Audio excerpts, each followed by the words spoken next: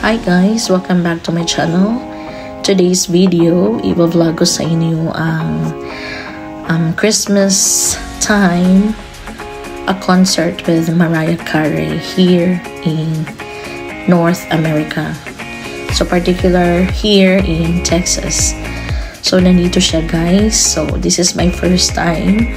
Before, it was just only my dreams to watch a video, a performance of Mariah Carey through a video, but now it's really a dream come true for me. So we are in this one is a stadium in Dallas, the American Airlines Center, in which the show here. So it was very nice guys. So I'm with my daughter and with a friend, Miss Connie, and very thankful for her because she's the one that sponsored our ticket.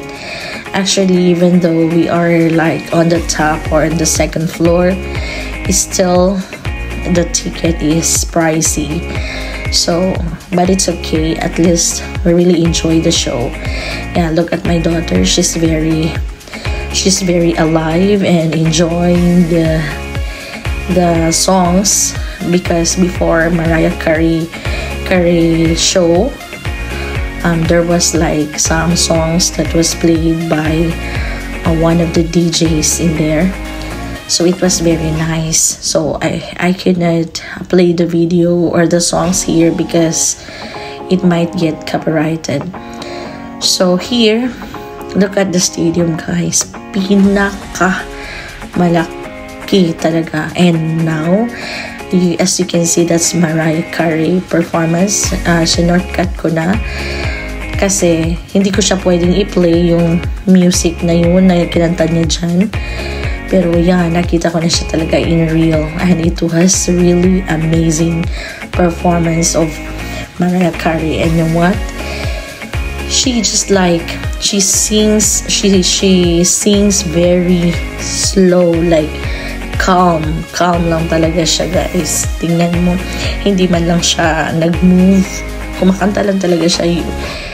Meron kasi siyang line na famous, whisper like that in all her songs na meron talaga yung mga whisper niya na sign. So trademark talaga yan ni Mariah Carey.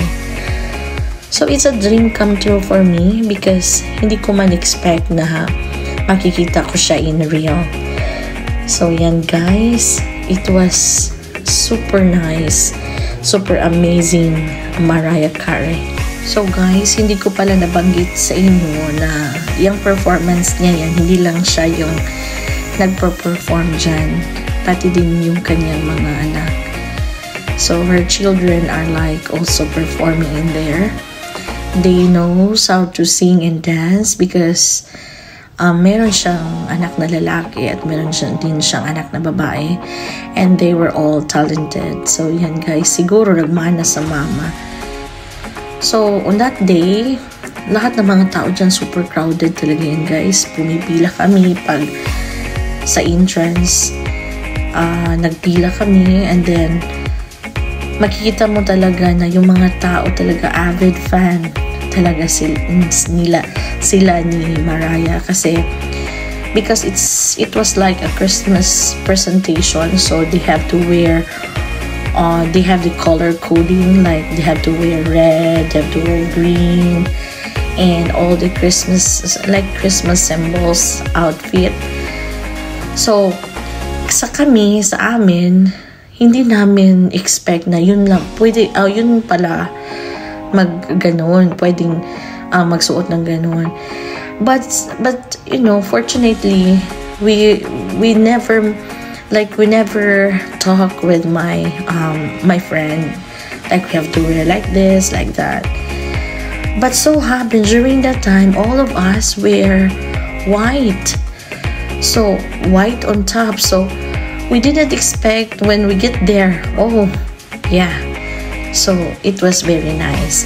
So this one is the second presentation, the second show up of Mariah. And then, yan, kalmat lang talaga siya kung kumanta, guys. Hindi mo siya makikita na nag-move while kumakanta. Even yung songs niya na medyo jolly, hindi siya ganun. Hindi siya ganyang klase na singer. Ang sa kanya lang talaga is singing lang talaga. So she was a total performer talaga. Makikita mo sa kanya yung boses niya, ang ganda talaga ng boses niya, naiiba sa lahat. May mga singers naman, pero iba-iba. Lahat naman ng mga singers magaling naman kumanta, pero meron siyang uniqueness sa kanyang boses na siya lang talaga yung may ganun. Yun ba? Yung talent niya talaga yan. It's a gift. So, ito yung performance niya. Dito ako umiyak, guys, kasi ito yung last na, kasi lahat ng kanyang songs dapat sana is all Christmas songs, but the agent, according to her, kasi nagkuan man siya bago siya kumanta, nagsalita man siya. So according to her, like the one who organized the show requested her to sing the most popular song, to sing her most popular song. So yun, kinanta talaga niya yung Hero. Saka nakaiiyak talaga yung kanta na yun. Tapos yung nag-capture ng video na to, hindi ako, kasi yung daughter ko nag-capture ng video. Tapos ako talaga nakaupo lang tulala, tas naiiyak na sa ganda na kanyang boses. At saka narinig ko talaga yung kantang Hero na in real. So wow, that's super nice. And well, a dream come true talaga for me, kay nakita ko man siya in real na nagpe-perform. At saka hindi man siya pwedeng malapitan, kay guarded man siya, but it's okay, at least in that area, in that stadium, nandun din kami. So same stadium, at least nandyan siya. So yan, guys, happy to know that once in a lifetime lang yan siya na concert. So, or once a year. So, hindi na natin alam na next year makakita pa ba tayo ng ganyang performance. Super nice talaga, guys. It was a most unforgettable experience for me. At saka yung pupunta namin doon, nahihirapan kami kasi yung driver ko, yung friend ko, hindi pa man siya sanay mag-drive papunta doon sa Dallas. So, ginawa namin, nag-service road kami papunta doon. Like, doon kami dumaan sa mga villages, sa mga neighborhoods para naman makarating kami doon. Tapos pag-uwi namin, saka lang kami nag-national highway. Kasi hindi nyo na alam na dito sa Texas, kung hindi ka talaga marunong mag-drive ng pabilisan, huwag ka na lang mag-drive, kasi dito yung speed dito pinaka-normal na yung 70 dito. So yun, ang ganda. So kami, like, supposedly the show will start at 7:30, but it started like 8 past 8 na siya ata, kasi kailangan pang mapuno yung stadium. But luckily napuno naman. Maraming nanood talaga sa kanyang show. Gustuhin ko man bumili ng mga souvenirs, but you know, budget is limited. So next time na lang para makabili naman tayo ng mga souvenirs, na yung mga t-shirt na nandun yung kanyang mukha at saka nandun yung kanyang pirma.